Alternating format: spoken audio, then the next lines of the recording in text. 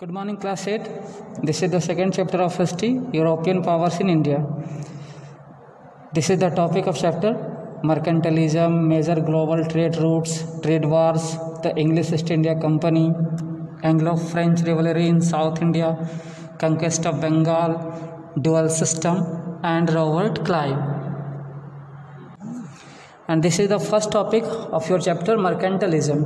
क्या होता है मर्केंटलिज्म? इसका मतलब होता है कमर्शियलाइजेशन, मतलब कि किसी भी कंट्री का जो इकोनॉमिक जो स्ट्रेंथ होता है वो डायरेक्टली रिलेटेड होता है कमर्शियलिज्म से, उसी को मर्केंटलिज्म कहा जाता है। एडम स्मिथ जो कि एक स्कॉटलैंड का इकोनॉमिस्ट था, उसके अनुसार मर्केंटलिज्म मीन्स होता है free trade, free enterprise and free movement of people and goods, यानी व्यापार करने के लिए हर तरह से आज़ादी। तो इस मर्केंटलिज्म का फ़ायदा और नुकसान क्या हुआ? फ़ायदा पहले देखिए, इसका फ़ायदा क्या हुआ कि इससे एक देश इम्पेरियलिस्टिक बना, मतलब साम्राज्यवादी बना और इसी के थ्रू दूसरे देश को कब्जा में लेना शुरू किया।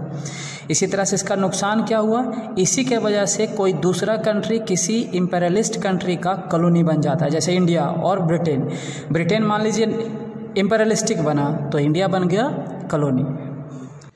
And this is the third topic of this chapter, major global trade. ये मेजर ग्लोबल ट्रेड समझने से पहले आपको ये देखना होगा कि 18th सेंचुरी से पहले सी रूट था नहीं।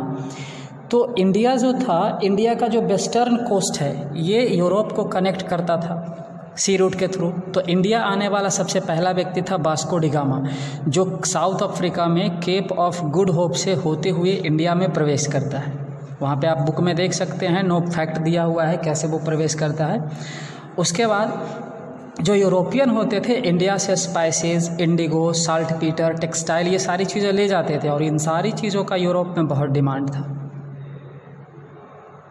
अब ये रहा आपका next topic, trade wars. Trade wars में आपको देखना है कि इंडिया में 4 ट्रेडर्स आए, European countries, French, British, Dutch और पोर्टुगीज़।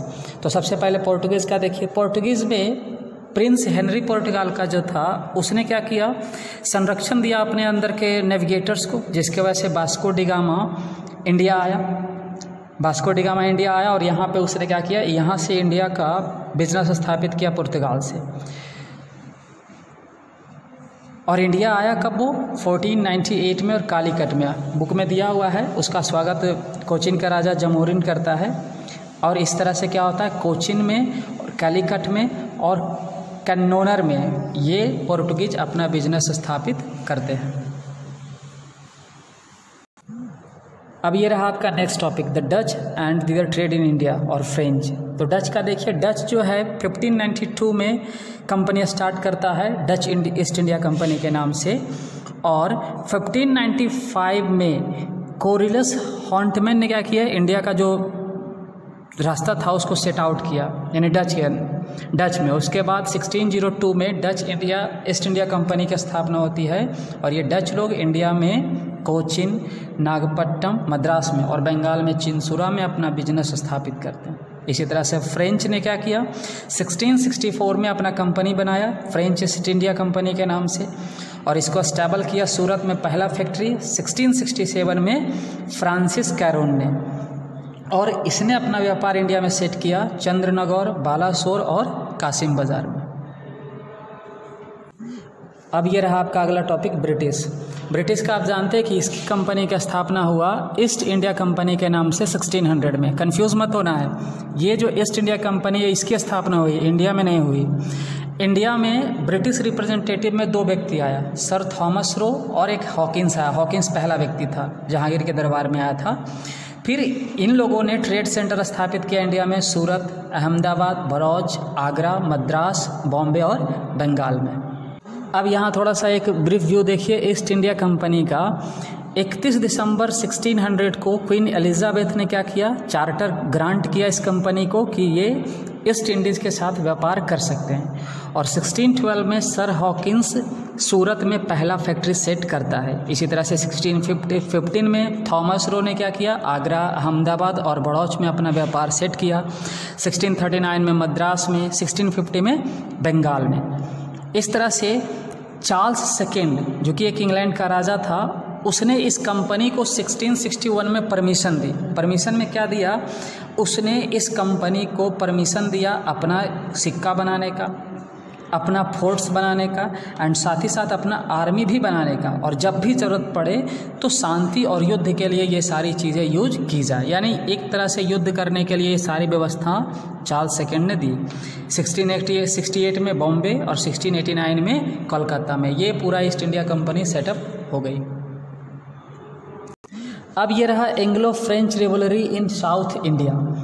ये क्या है, फ्रांस और इंग्लैंड के बीच में युद्ध हुआ। यानी फ्रांस और इंग्लैंड दोनों चाहता था कि कर्नाटक वाले क्षेत्र में उनका आधिपत्य हो, और इन्हीं दोनों के बीच का जो युद्ध हुआ उसे कर्नाटिक वार के नाम से जाना गया। और ये युद्ध क्यों था, चाहते थे कि पूरा का पूरा ट्रेड स्थापित हो साउथ इंडिया में इन्हीं दोनों का। तो 3 युद्ध हुआ, फर्स्ट कर्नाटिक वार 1744 से 48, second Carnatic war 48 to 54 and third 56 to 63। और लास्ट जो युद्ध हुआ 1760 में उसे बैटल ऑफ वांडीवास के नाम से भी जाना जाता है। और इस पूरे युद्ध में ब्रिटिश को सफलता प्राप्त होती है और वो फ्रेंच को यहाँ से भगाने में सफल होता है। फ्रेंच को भगाने से पहले वो डच और पोर्टुगीज को भी साइड कर दिया होता है, जो कि हमने अब क्लिप में पहले ही वीडियो लेक्चर में हमने उसको एक्सप्लेन कर चुके हैं। अब देखिए ब्रिटिश का सबसे बड़ा मतलब यहाँ पे कांड, कंक्वेस्ट ऑफ बंगाल में। बंगाल के बारे में हम 7 में बताए थे, लेक्चर में भी हमने बताया कि 7th का लास्ट चैप्टर में हमने बताया कि बंगाल मुगल एम्पायर से फ्री होता है। और बंगाल और ब्रिटिश का जो युद्ध होता है उसमें सिराज उद दौला का कैरेक्टर फेमस है। इसके अलावा अली वर्दी खां, मुर्शिद कुली खां जो भी है वो पहले ही बता चुके हैं। तो यहाँ पे फोर्टिफाइंग स्टार्ट होता है साउथ इंडिया के बाद नॉर्थ इंडिया में बंगाल से ब्रिटिश का। और बंगाल कलकत्ता में फोर्ट विलियम करके एक फोर्ट बनवाता है ये ब्रिटिश लोग।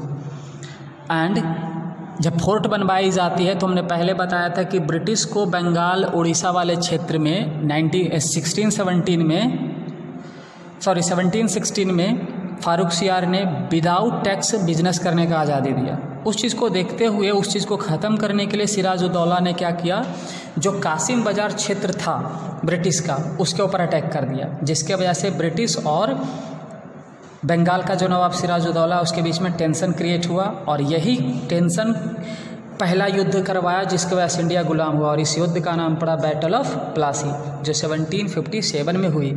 और इस युद्ध में ब्रिटिश की जीत हुई। कारण क्या था कि जितने भी सिराज उद दौला के सपोर्टर थे, चाहे उसका खुद का सेनापति मीर जफ़र हो, उसका खुद का ट्रेजर जगत सेठ, ये सब के सब ब्रिटिश से मिल गए। और जिसके वजह से इसकी हार होती है और बंगाल ब्रिटिश के अंडर में आ जाता है। इसके बाद क्या होती है, मीर कासिम, जो मीर जफ़र और मीर कासिम अगला नवाब बनता है बंगाल का।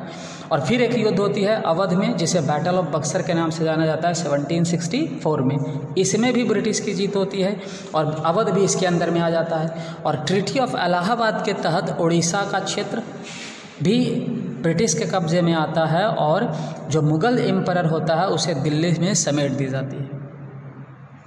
अब लास्ट दो टॉपिक रह गया, ये है आपका लास्ट सेकेंड डुअल सिस्टम। इसमें क्या हुआ, जैसे ही अवध, बंगाल और उड़ीसा पे ब्रिटिश के कब्जा हुआ, इन्होंने एक सिस्टम इंट्रोड्यूस किया जिसे डुअल सिस्टम कहा गया। इसके तहत जो टैक्स कलेक्ट करने का सिस्टम था, राइट ऑफ दीवानी, ये क्या की गई कि ब्रिटिश ने अपने हाथ में ले लिया। और जो शासन करने का अधिकार था वो दे दिया वहाँ के नवाबों को। यानी शासन नवाब करेगा लेकिन टैक्स वसूल करेगा ब्रिटिश, और शासन करने के बदले उन्हें मंथली पेमेंट ब्रिटिश क्या करेगा, नवाबों को देगा। इस तरह के सिस्टम को कहा गया डुअल सिस्टम।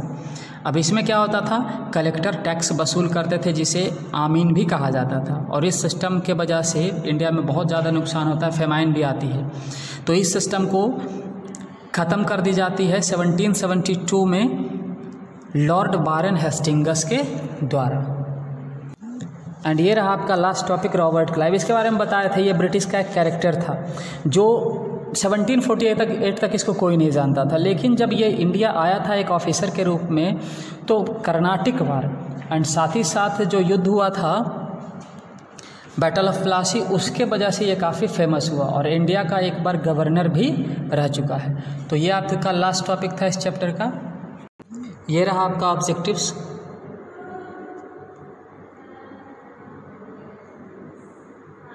एंड ये रहा answer the following question in short. आपको शॉर्ट तक ही बनाना है जैसा कि पिछले वीडियो में हमने बताया था। तो आप होमवर्क बनाइए।